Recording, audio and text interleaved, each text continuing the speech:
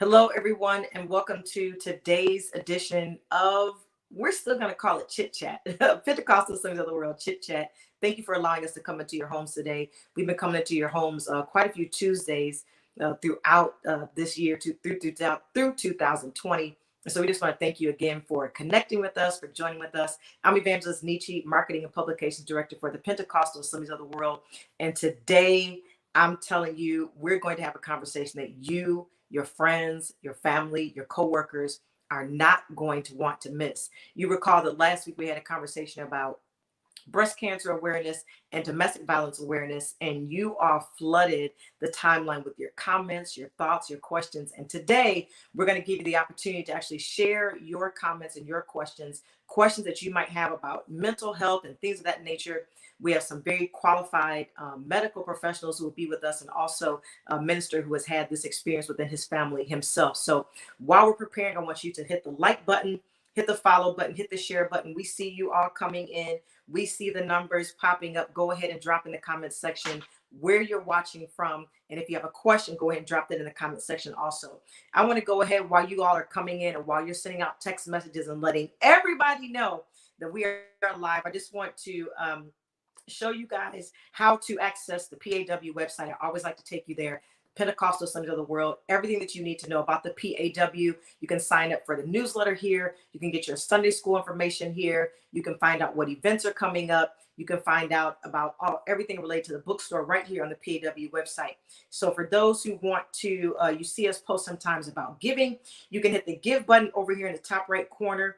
And that will take you to all the ways that you can lend your support via Givelify, via Cash App, via PayPal, all of those resources. If you would like to support the Pentecostal Assemblies of the World, we certainly welcome it. You can also take a look at the events here. You can see any of the events that we have that are coming up. All of our council events will show up here. If you have a council event that you want to send to us, you can do that through the website, pawinc.org, and you'll go to /marketing, and you can submit any of your events, and we'll be happy to share them here on the website. We always get questions about that. How can I have my council featured or the event for my council featured? Email it to us and we're happy to share it. You can always also go to the e-store. We're receiving lots of conversation about the most recent issue of the Christian Outlook, which was our breast cancer awareness issue. You can go to the PAW bookstore. You can order all of those right here on the PAW website, and we'll make sure that you get it in your hands. Also, the digital version of the commentary, is available. We've heard your questions about that. And so let me see if I can go there. Let's see if we can go back here and take you to the digital of the commentary. Let's see. So you click on the Apostolic Way, and then this will then lead you to right here. You'll see related items right there at the bottom. That is going to take you to the digital version of the commentary. And this is a download. So you see that there. For those of you like digital, you can download that there. Okay. All right. So let's get into this conversation, because it's a conversation that, last week we had so many people who shared comments, who dropped in the comments, and so many people were grateful, Bishop, that you allowed us to have this platform, to have this conversation. So many people felt that it was a much needed conversation, especially in this year of 2020. They were so grateful to you for being such a leader who is not just working on us spiritually, but understanding our natural and our inner man. So I personally just want to thank you, because I enjoyed that conversation yesterday. Last week, I knew we had to close it down, but I really wish that we could have talked for several hours, because there was so much to unpack.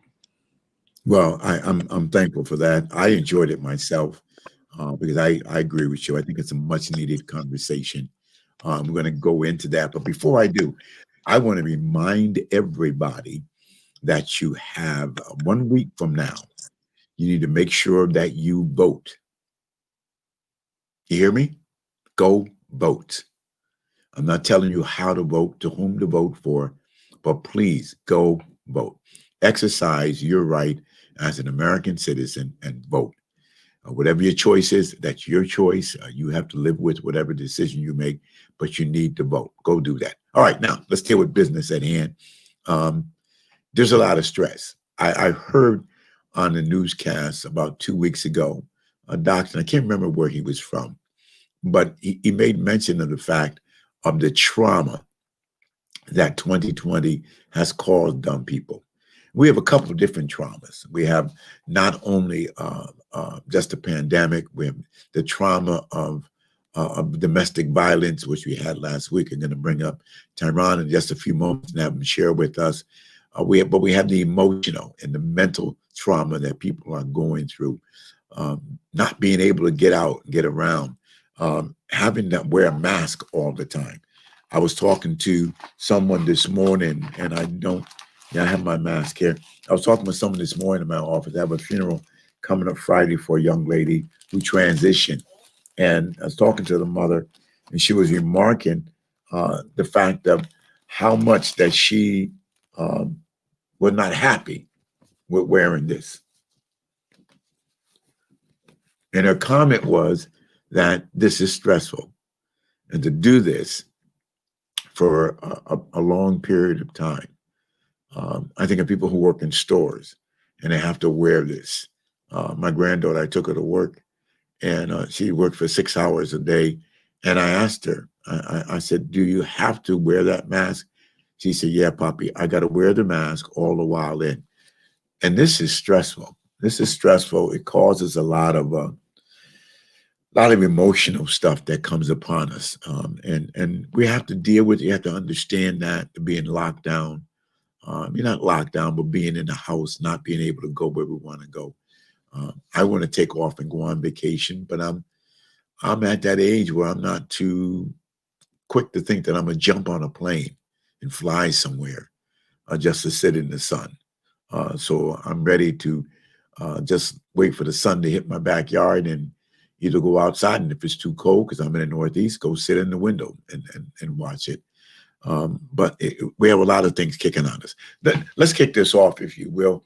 I want to bring on Brother Tyraun, who's going to again share with us some stuff, and then I'll bring on our two clinicians that I asked to come and share with us. How you doing, son? You doing well? I'm doing good. How are you doing, Bishop? I'm doing excellent. I can't complain at all. Since last week, just share with us a little bit the effects of having a conversation last week, where that you find yourself going, see your family going, your mom, your aunt, your grandmother, etc. Yes, sir. Well, I thank God for the conversation on last week. It was so many remarks and expressions made from the conversation on last week that people opened up even to me personally in my inbox and in my messenger. They were explaining their story of domestic violence, and I think this was an awesome idea, Bishop, to just get the information out there and to say that where I see my family going during this process is continue to heal from it, not staying in a place where you're just going to stay there and just be low, but healing from it and moving forward and not putting a time limit on it, but you have to live your life and continue to go forth, but remember that person. And we remember my sister every day, and just going forth with life and knowing that she'll never be forgotten, no matter how hard it gets. Your loved one will never be forgotten. Keep that memory alive. How is your mom and them dealing with this? Because that, in some ways, it's almost like having a scab, a sore scab, and then you're pulling it off constantly. Right. And that's people look at it, and when you talk about it, it just continually open that wound up. How is she dealing with that? Right. As of now, she's just staying busy and trying to stay focused on raising my sister's children and just keeping a positive mindset. And with court and everything, of course, that puts a toll that we're still going through that. That puts a emotional toll on you. So you have to stay around positivity and you have to stay around people who are going to continue to uplift you, because if you just let that get to you, it can get you down and you can become depressed, or you can become burdened down with that grief, and you'll relive the situation over and over again. Wow. Yeah. Sister Evangelist Dumas, can you bring up Dr. Douglas and Dr. RayVann Kee? Bring them both up, if you will. Hey, Doc, how you doing? I'm well, and you, Bishop. I'm doing well. Young fella, how you doing? You doing all I right? am well, sir. Good to see you. Good to see everyone. Amen. It is good. It's good to be seen, I tell people at this stage, to walk in and be able to walk around and move. The young fella shared some things with us, and I'd like for both of you to take a moment and kind of deal with how can people deal with that open wound, if you will, and I'm going to call it that. He's a year out, a little over a year out. But you just can't walk away from it that quick. You can't forget it that quick. So we're going to be a gentleman and allow the lady to go first, and then we'll call on the young fella after that. Thank you, Bishop. I think the young man was right on point, that it takes time, and no one can really tell you how long it takes. But I think he's absolutely right when he says that you can't allow it to press you down or to stagnate you to the point where you're not able to function on a day-to-day basis. Whenever there's a loss, especially in such a tragic way, you as a family, you want answers. You want to be able to understand, how did it happen, what happened, how did the loved one experience that time of the situation. But I think that, as he stated, you really have to be able to say, I need to move on. And what a lot of people don't realize, that moving on doesn't mean forgetting. Just because you move on in your loss or your feelings of loss doesn't mean you're forgetting the person. And what I always tell people, grief is an emotional response to a loss.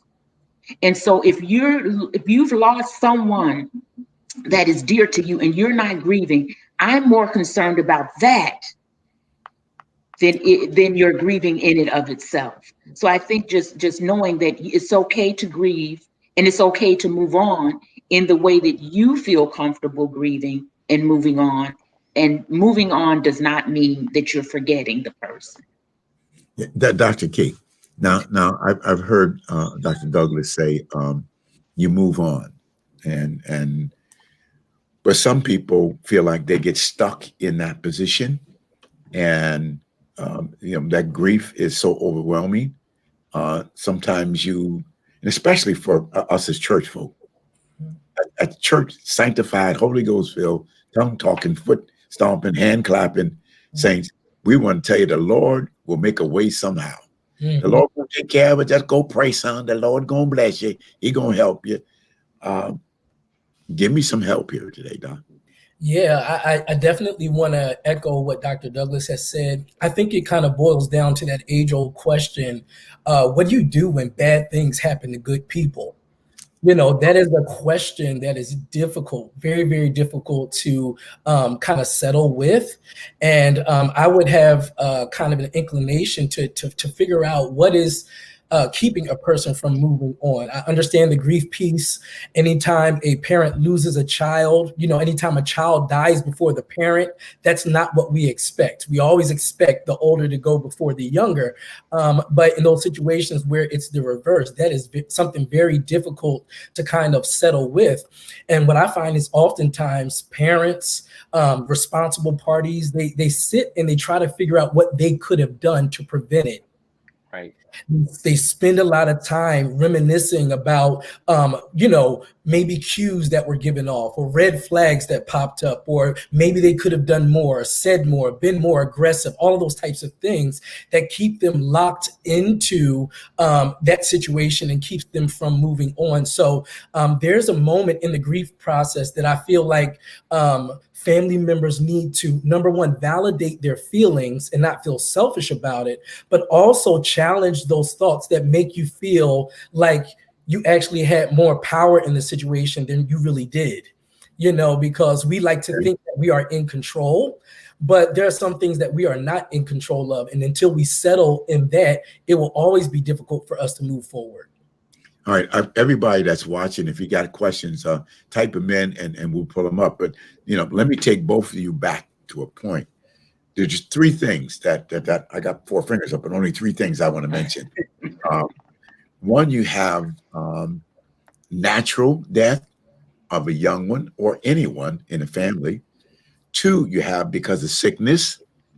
And then 3, you have because of some type of violence, whether it's domestic or whether it's the young person who got killed because they're in the wrong place at the wrong time, or a young person that got killed because they were out there in the street running around and got killed because of violence of that sort. So you got 3 kind of things that you have to deal with. The natural, the sickness that comes upon a child, and then the violence. So, Dr. Kee, you go first, and then Dr. Douglas piggyback on that. Yeah, I can definitely relate to what it's like from the family perspective to lose a sibling, Tyraun. I lost my sister. She was 30, almost 38 years old. She was not sick most of her life, but at the age of 36, she developed a glioblastoma, one of the most aggressive brain tumors there is. And we watched a 2-year decline of my sister, who was not even 40. My only sister passed. So I definitely know what that feels like. And I think at the very foundation, loss is loss, but the nature of the loss can definitely have differing impacts on you.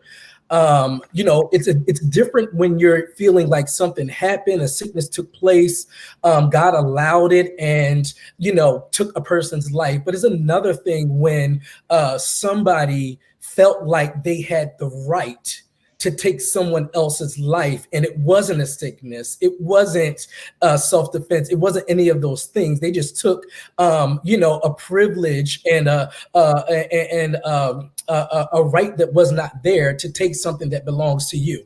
It engenders, I believe, a level of anger that is very different than the anger I experienced, because there were some things that I could kind of like think through and process through that I'm sure you're not able to do, given how your sister died. So although we're looking at death in general, we have to really consider, the type of death. If it's a tragedy, that's something that's really different. By violence, then somebody losing their life from sickness, I think because there's a level of anger and frustration that goes beyond just that loss in your family. It spreads to, systems and people and trust, and that age-old question again, when bad things happen to good people. So I think there's a difference, and I think those who will be working with individuals need to take that into consideration. I think church folk need to take that into consideration, because we're quick to tell people not to be angry. It was the Lord's will, but it's difficult when you feel like that person where there's no justice. Let's say that much. How do I, feel vindicated?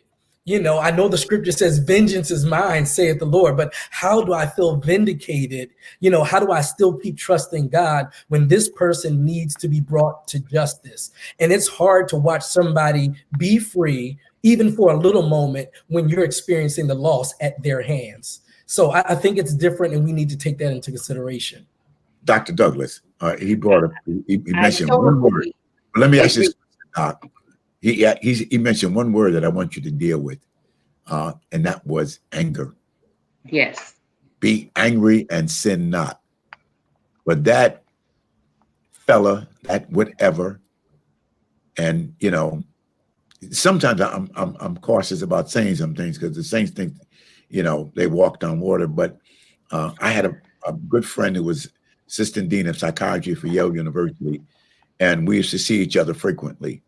When he had a problem, he would take me to lunch. When I had a problem, I would take him to lunch, and we sit down and spend 2 hours talking. And he would always say to me, he said, the problem with you preachers, and he's from Barbados, he said, "Mom, the problem with you preachers is you think you walk on water. You're not Jesus. You get angry, and you want to act like it doesn't bother you. Help us with the anger, Doc." First of all, I just want to say Dr. Kee is exactly on point with this. But when you talk about anger, anger is a natural emotion. And as human beings, we are going to feel what we feel.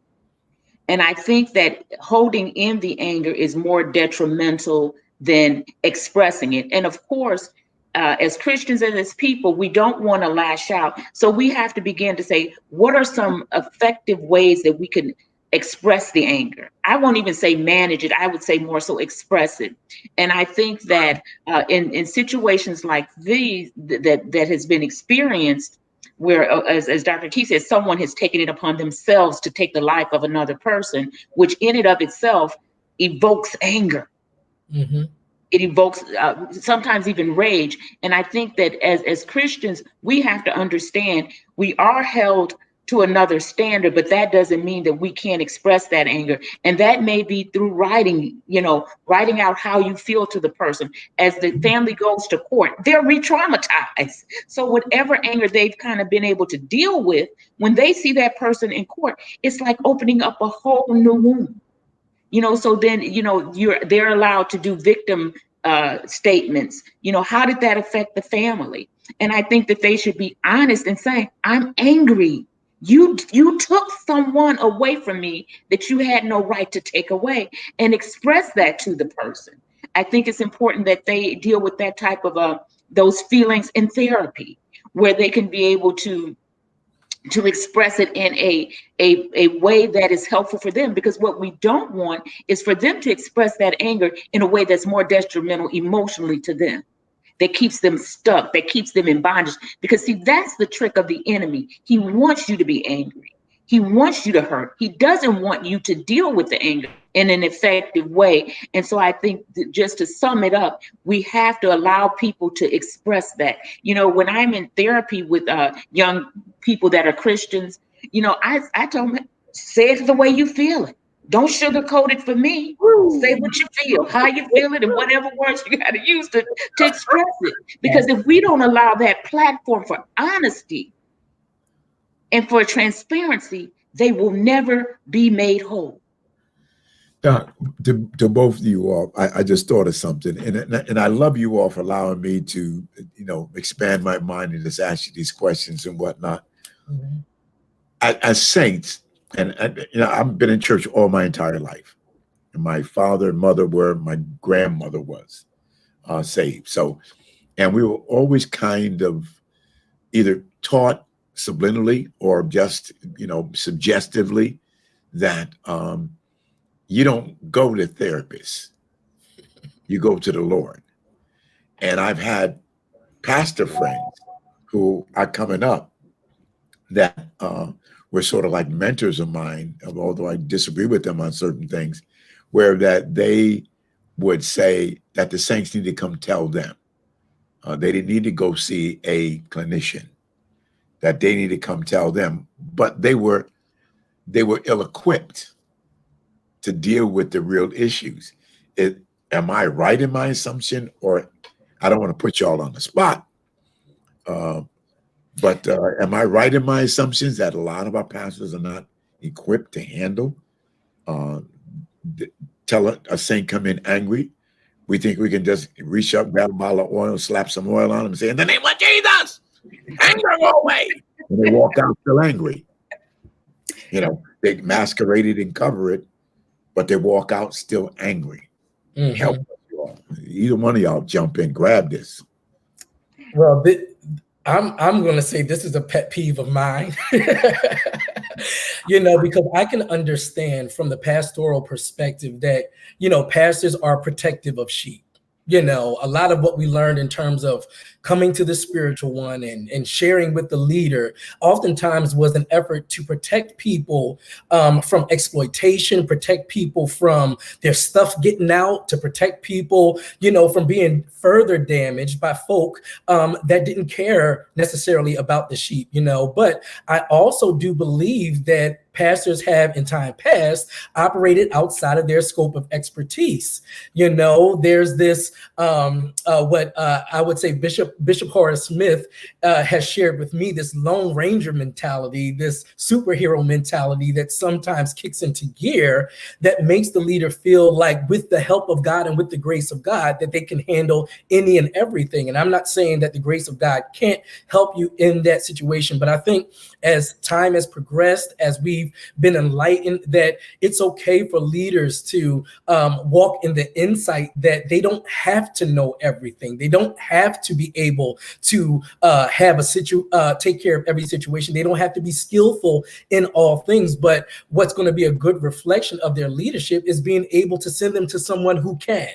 And God is raising up individuals who are filled with the Spirit, filled with faith, and who have the training to be able to do so. And it's taking time, but I think they're realizing that, hey, it's not that bad. And actually, there are a lot of leaders that need to be in therapy themselves, if you want to know the truth. Yes. Is that so true, Dr. Douglas? Help us. 120% true. Listen, I've acknowledged coming out. Listen, I know I got issues. Doc, remember when we met, when you came to the Haven, Dr. Douglas? I know I got issues.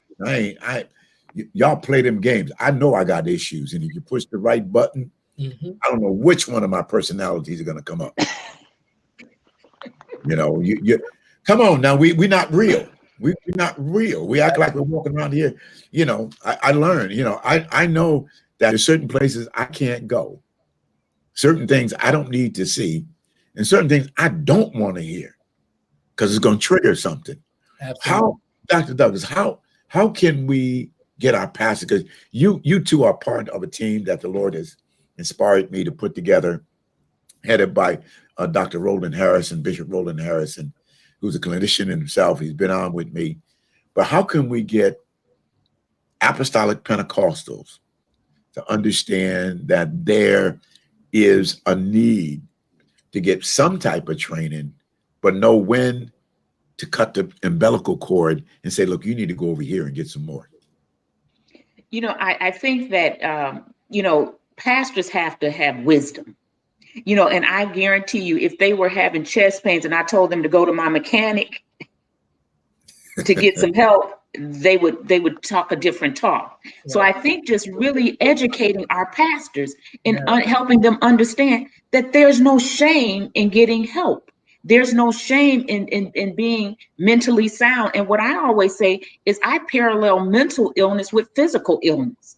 It's the same thing. The only thing is it's an illness in the mind, in the brain itself. Many times it's related to a chemical imbalance. And I think that sometimes our pastors don't want to get help. They don't want to send their congregants to out in the world for help. But there are Christian counselors out there. Dr. Kee and I are a prime example of it. We have our own practice, yet we love the Lord. We sanctify, speak in tongues. So I think the more that pastors are experiencing conditions and situations that they cannot handle, then they will be open to refer people out. But I think even the greater thing is that they're experiencing it in their home. They're not exempt, and they're realizing with the things that you're doing, Bishop, that something's wrong with me. This picture that I'm seeing has my name on it. Right. I'm the poster child for it.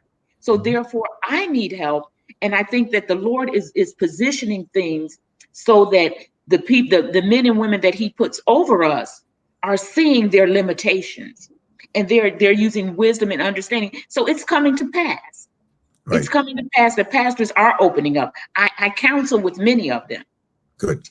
But again, I just want to say, as clinicians, we have to create a safe place for not only our pastors to be transparent and honest, but also for other people to be transparent and honest, or we won't be able to perpetuate this growth and this insight that God is showing. I agree with you wholeheartedly. Evangelist Dumas, do we have any questions out there that are coming from individuals that we can put out there? How can you help a family member without being nosy or busybody? Woo! Woo! I'll start this one. I don't think it's about being nosy or busybody. It's about having a responsibility to care for those that you love. But I think there are some do's and don'ts when you do that. First of all, you can't be judgmental.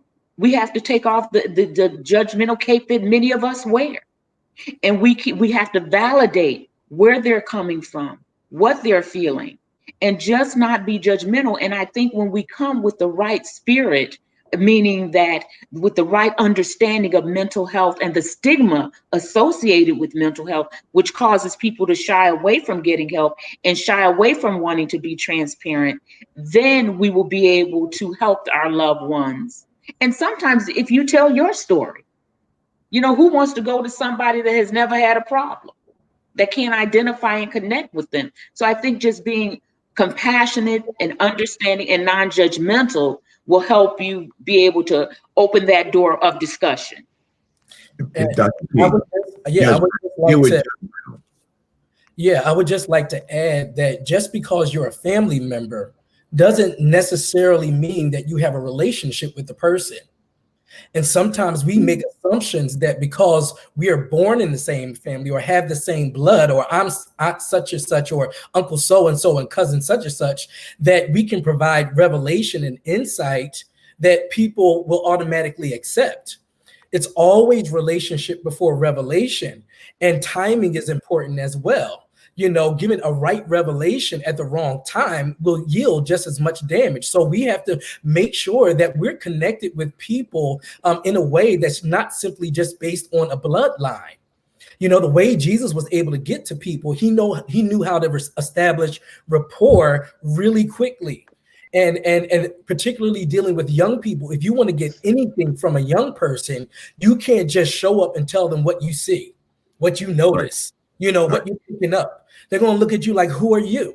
You know, there's no relationship there. You don't even say hi to me in church when we come together to worship.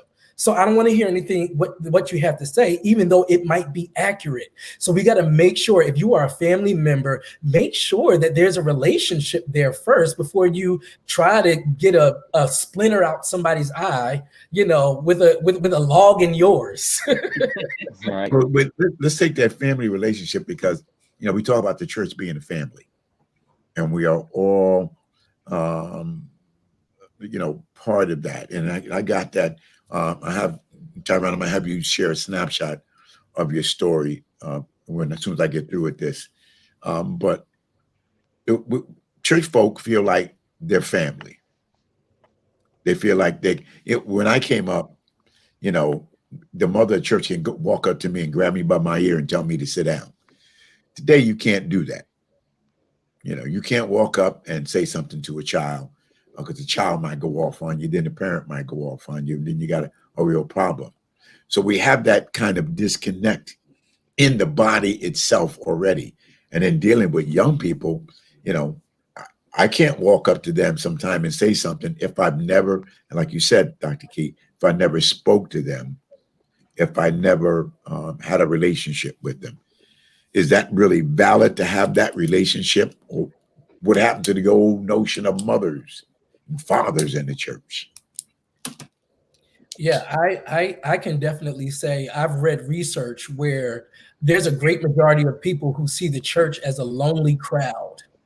It's one of the precipitators of depression in churches. People can come together and worship and shout and dance and prophesy to each other, but outside of the church, there are no real meaningful relationships. Wow. And it's a problem. That's a problem. We have kind of failed in terms of creating community, particularly, I believe, in the apostolic church. And that's why so many of our apostolic people are going to ministries that foster community.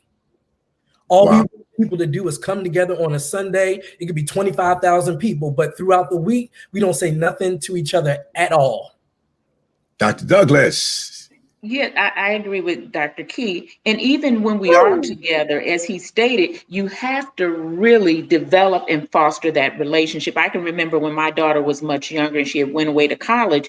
And when she came back, one of the older saints was trying to talk to her, but because she was raised to be respectful, she just, yes, yes, yes. But she was so offended because she said this woman never called her while she was in college. She never said anything to her.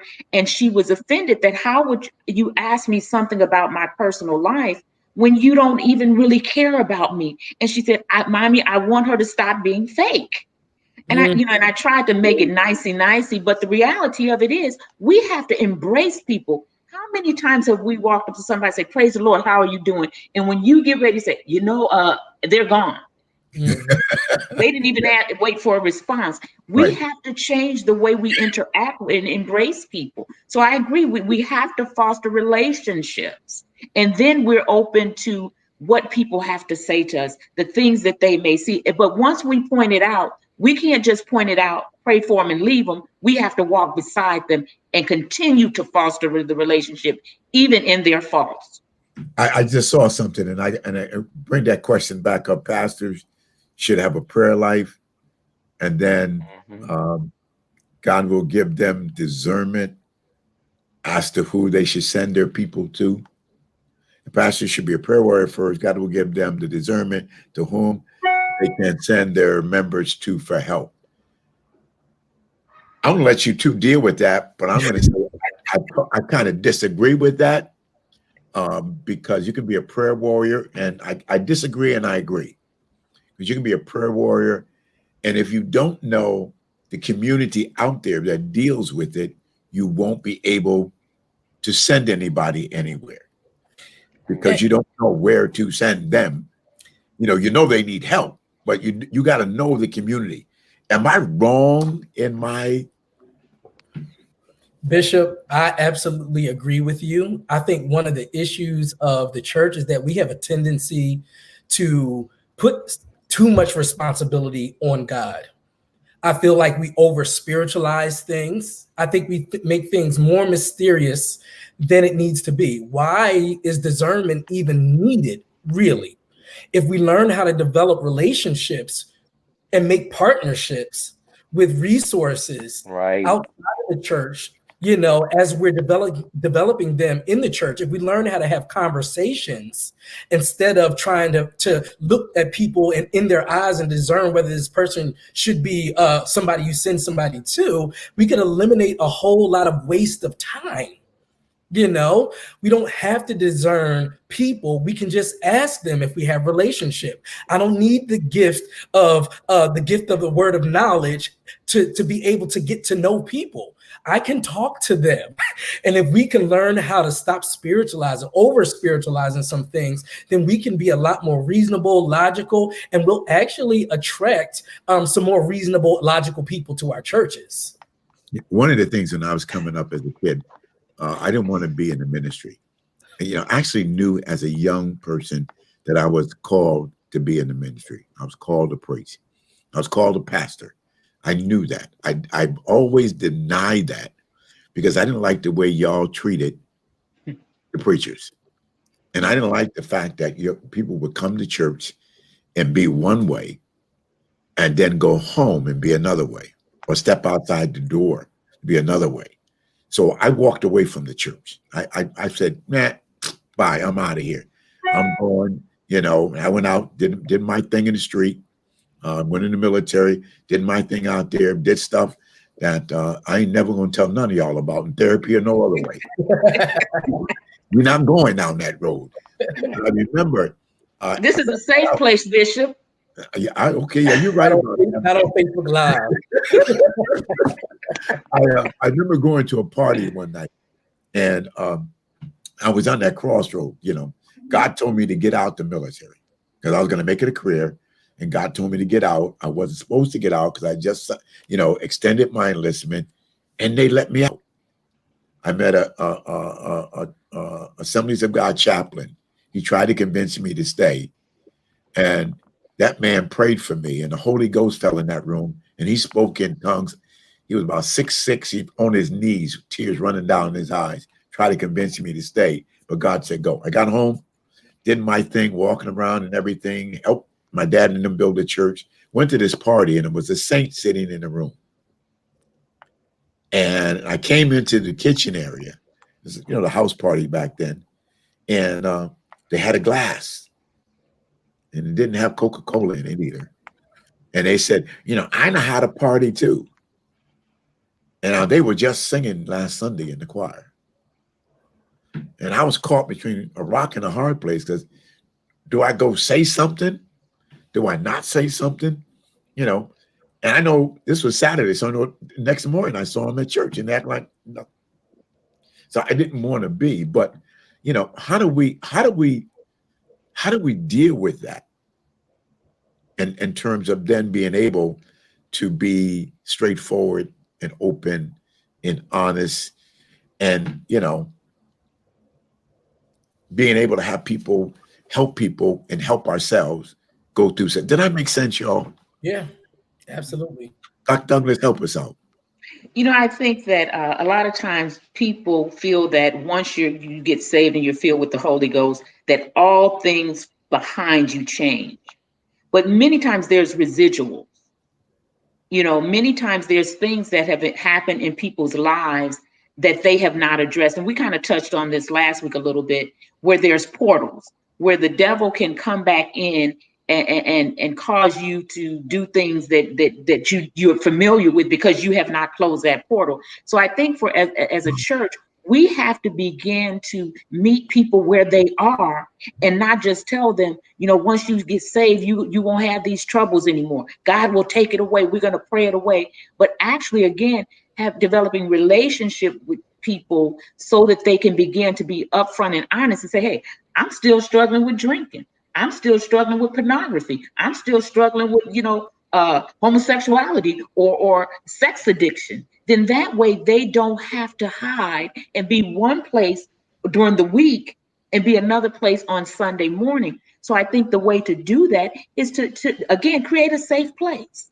In our church now we have a substance abuse program. Well, we did when we were face to face, and it wasn't only people from the community.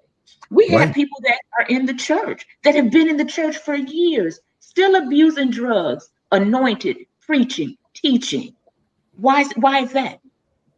Because the church has not created a safe place for healing. And it's our responsibility, not only to the world, but to the body of Christ, to create a safe place where people can heal and truly be delivered as the Son sets them free. How do we deal with a judgment? I think that's a big handicap for us. It's the judgmental spirit. If you really got the Holy Ghost, you would no longer have the desires to drink or to smoke or to run around or to go from woman to woman, to man. How can we kill that attitude or handicap it or lock it up? Yeah, go ahead, son.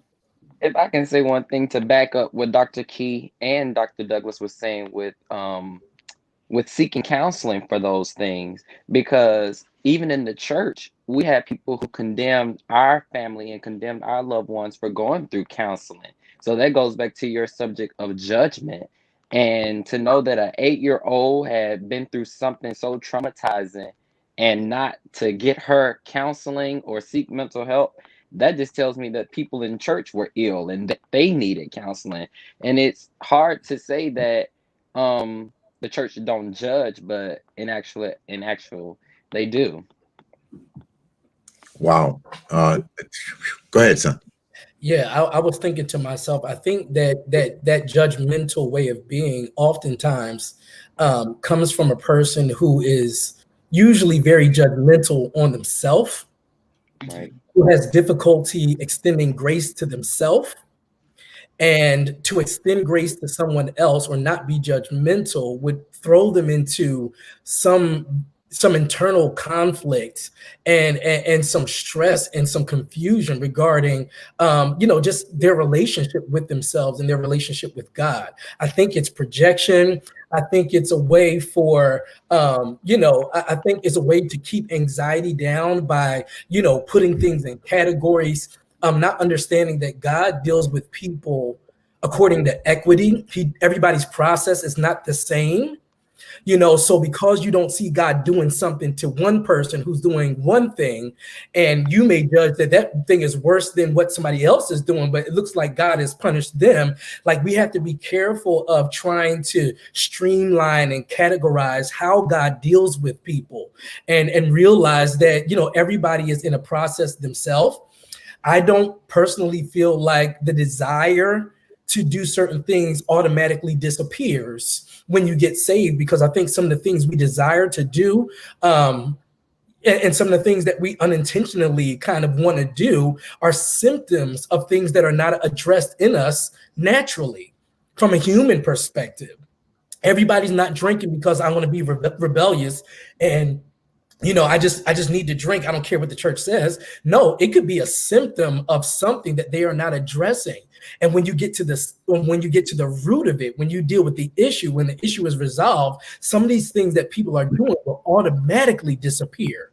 But we need to, of course, be insightful. We need to be prayerful, and we need skilled people working alongside us to help kind of determine what's going on at the root. So, we have to be careful with that judgmental thing. And I think that there is a culture of perfectionism in the church that we need to break, because it's just not healthy.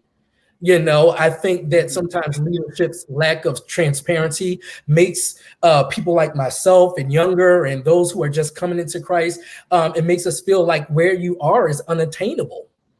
We put so much faith and so much confidence, that when we sin and when we come to you, when you lay your hands on us, we are absolved like we're in the Catholic Church. that we almost feel like, I remember personally being called to ministry and telling God, I can't do it until I'm perfect. And God told me that I didn't call you to be perfect. I called you to do this. I'll work on you while you're doing this. And there are times where I've gotten free from my own preaching and teaching. Dr. Douglas, walk with us, Dr. Douglas. As far as the judgmental spirit, I think, as Dr. Kee said, that it really is about us. And I ask people, why does that bother you so much that this person is doing this? What is it triggering in you? And many times it is about self-disdain and self-hatred and, self-unacceptance and things like that, as he stated.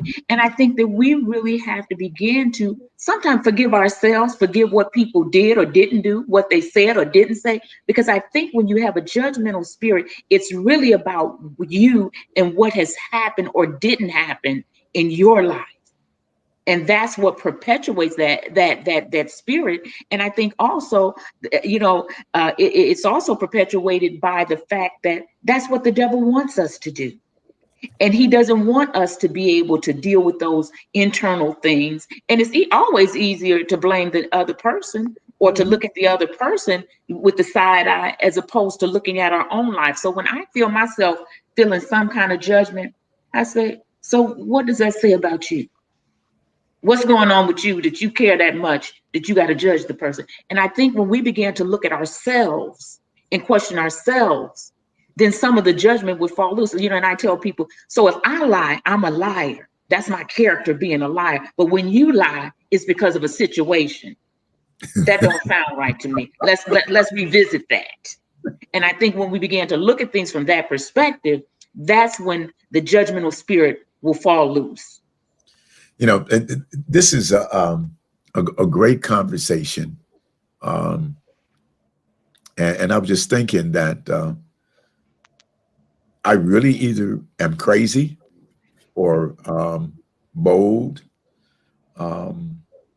You're bold, Bishop. You're bold, Bishop. Oh, Yeah, bold, because people don't want to have this conversation. But I guess, I'm tired of us pretending to be what we're not. right. Yeah. Remove the mask. We must remove the mask. Yeah. And show who we are. People see us for who we are anyway. We think that we're fooling people, but we're not. Right. But it's that fear that you're going to see that side of me that even I don't like to deal with. And so if you guys talk about moving the mask, man, you're opening up Pandora's box. Bishop, I don't know if it's opening up Pandora's box, because if I begin to be honest with myself, then I will carry myself in a different way. And what you begin to see will be the true me. But I have to deal with it first. If I can't look at the good, the bad, and the ugly of Karen, I can't present that to you and be okay. And I'm not saying go out and tell your business to everybody that want to hear it, but I'm Right. saying we have to create a self-love and a self-acceptance in order for people to truly know who we are. And so it starts with each individual. I think if each individual would begin to work on themselves, then the body of Christ in general will be who God has called us to be. And that is to be the light of the world. But we can't be the light when there's so much darkness within us. Question for you guys.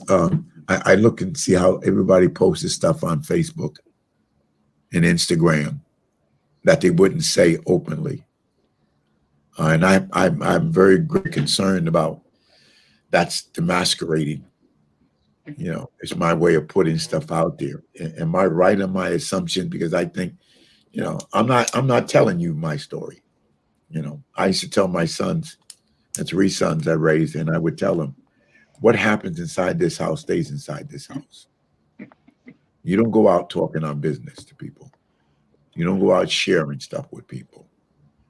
Is that a right assumption? But at the same time, I would say to people that I have different personalities. I have Theodore. I have Ted. I have Leonard. And then I have Lenny. Lenny's the guy that Dr. Douglas, help me.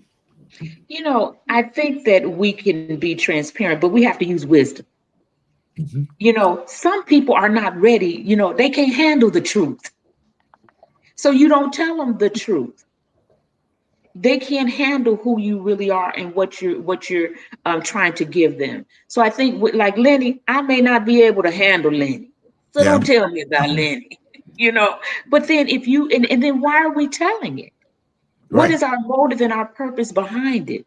And then if the person that's hearing it has to understand our motive and purpose behind it and acknowledge and accept that. But I do think in general, as church people, we just hide. We're so afraid of people seeing our frailties, which are human frailties, that we don't tell anything. And I was raised with you, what goes on in this house stays in this house. And that's how a lot of abuse happens. Right, I agree. Whether it's physical, sexual, emotional, that's how a lot of abuse has happened in the church, because some people have told their parents and they said to act like it didn't happen. And that stuff continues to grow and fester and usually destroy lives. And it's the impact is passed on from generation to generation. If you want to talk about a generational curse, you know, so I think that we have to use wisdom, spiritual wisdom, but yet also natural wisdom when we begin to share and to expose who we are. You know, we just have to do it. Everybody's not ready to hear it. And that's why I think that where pastors need to have a spirit of discernment, understanding when to come out, when not to come out, what to say, what not to say. Because I'm the pastor, I'm the bishop, I'm the presiding bishop. I can't say everything. I have to filter what I'm going to say depending upon the group, because some people can take one thing, another person can take another thing, and another person can take another thing. I can't share all of my stuff with everybody, because everybody. And even as a clinician, a bishop, we're taught to self-disclose, but you got to know when to self-disclose. Yeah.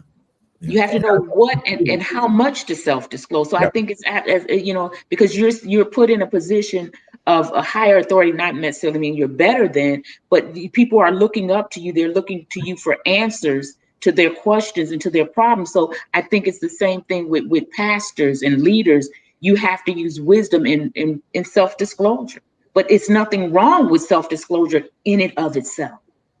All right, well, we've been on this thing almost an hour, and people want to get how to get a hold of both you, Doc, and both of you all. I know on the website we have the Wellness and Wholeness. What do we call that committee? With Dr. Harrison? The Committee on Health, Education, and Wellness. What is that? Say it again. The Committee on Health, Education, and Wellness. Okay, they can go on our website because they want to know how to get a hold of you too. If you want to quickly on the chat, you can type a number in if you want, or however you want to do it. So is it going to come up? Nietzsche, will it come up if they put it in chat? Can you throw it on the screen?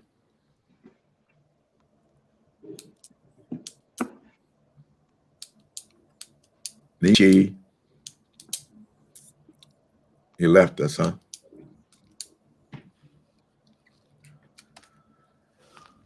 She said yes. Okay. Okay, she's like, Lord, they get down in there.